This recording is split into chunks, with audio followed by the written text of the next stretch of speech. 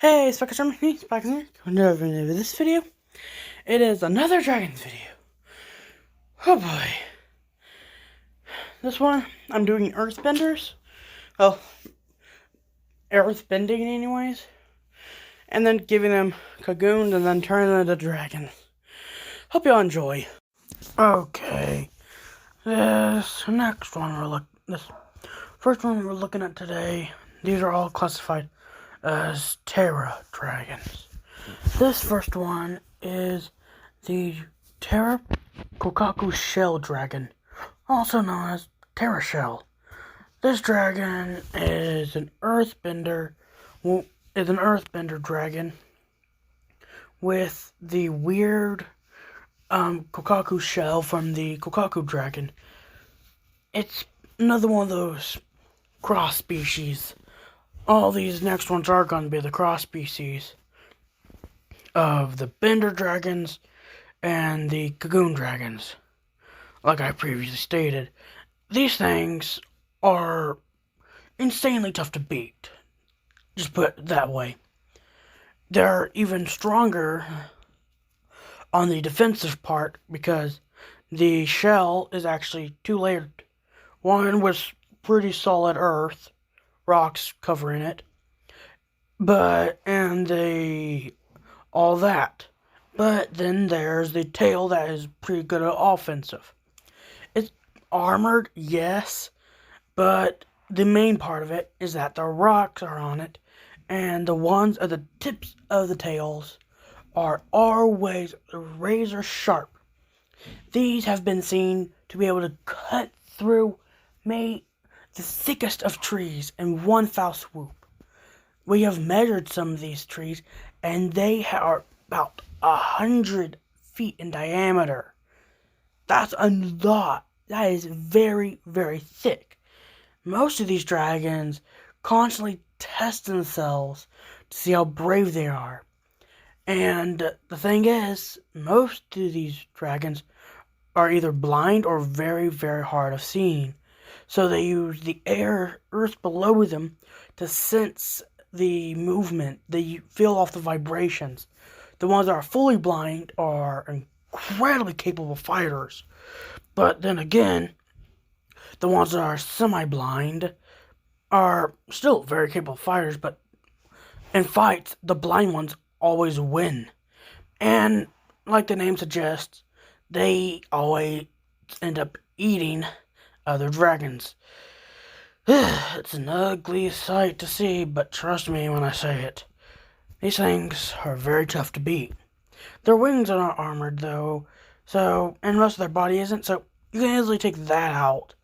Just aim for the stomach, that area. Okay, let's get to the next one.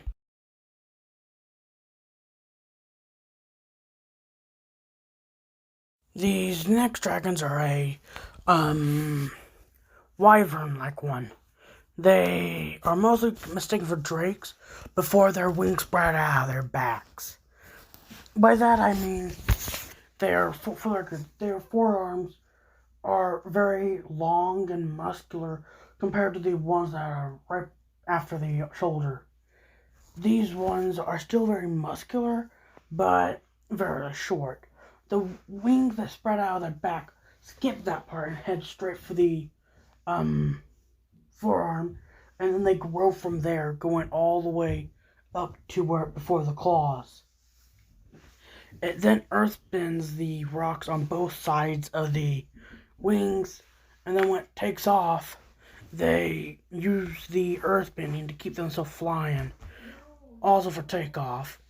They are very capable fighters on the fact that they, either on the ground or in air, they are very fast and nimble. They use their earthbending techniques to be able to shoot the rocks at their enemies, and they do eat other dragons and also they're known to take out dragons that are like twice their size. These dragons are fairly small, somewhere around the lines of maybe 15 feet long, so about 10-foot wingspan. They're still incredible fighters, not to mention pretty deadly. So, yeah. Also, they're known as the Terra wings dragon, but their most common name is outside of the scientific area that studies these dragons. They're simply known as Terra wings. Their wings are armored like there's no tomorrow because of the earth, but the rest of their body is still very tough. Like their torso is very hard to penetrate. But aim for like a like parts that go aim for the parts that are right before the like right between the chest and the arms. Aim for there to put the arms out of commission because it's going to be it'll take them a long time for that. It's going to take them. They can earthbend so they can heal their bones faster, but still, that is going to take some time to heal. So yeah, go in there and chop off the thing's head if you want the thing dead. I've had to take off you once. Had to cut the thing's head clean off and castrate it because it was starting to grow the head back somehow. I think it was going to end up like being a golem. Actually, the thing wasn't even going to get back up. The earth was just moving around it, now that I think about it, on the account that thing was trying to get back up. Well, next dragon. Okay, this next one we're looking at, its full name is Terra Ranaku Tendrils Dragon, or simply known as Terra Tendrils. This is like the, give me a second. It's like my notes are around here somewhere. Oh yeah, it's like the Infernal Tendrils Dragon. This dragon, like it, has 2 tendrils coming out the back, sometimes more, up to 4 at a time, but most of these only have 2. These tendrils are covered in earth. It's similar to the also similar to the Infernal Tendrils Dragon on the count that it's wyvern-like, except for the fact the head is just a tad bit different. What I mean by this is the fact that the head is more of a hooked beak, and it doesn't have any spikes on the head.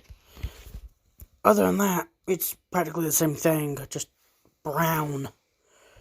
Although it might take a different appearance, doesn't mean it's not that deadly. Like all the others, it's mostly blind, but still, really capable fighter. Okay at flight, because it does earthbend at times, but it doesn't really earthbend that often. When it does, it's known to cause earthquakes within a 5-mile radius of it. Well, I gotta get back to planning how to take this dragon down. My goal is to have at least one part of every dragon on my wall. Okay, the last dragon we're looking at is another worm. This worm is practically the same as the last one. Black wings, hooked claws. The only main difference is that its body is brown, and instead of a black and red eye, it's the same, but instead of a multiple spikes on the mouth area, it doesn't, just one going up and one going down. No patterns on the chest, it's just that standard dragon. But it does have spikes on its head. And this dragon, like the other one, is also a Bagaku type one. It's known as the Terrakaku spiked tail dragon, or the most common name being Terra spiked tail. Like the name implies, it's the Bagaku is the tail, but at the end, and along it, there are multiple spikes. The final one is like a trident-like one. with 3 spikes coming out and very sharp. The dragon, like the other one, is about 50. Scratch that. It's actually closer to around 30 feet. And 30 feet in the regular body without the Terrakaku activated. So that means around a 25-foot wingspan.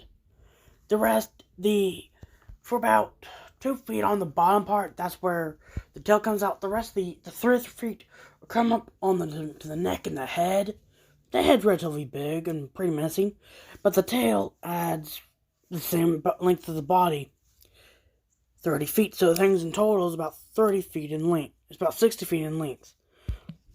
It is known to chop down multiple trees, and trust me, I am surprised I even managed to clip a tooth out of the thing. That's what one of my daggers is made out of now.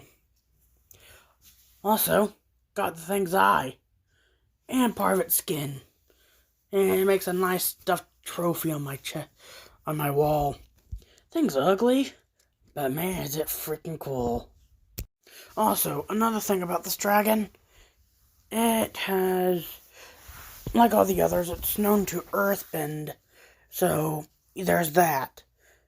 The spikes on it are all earthbended on after the Terrakaku's activated.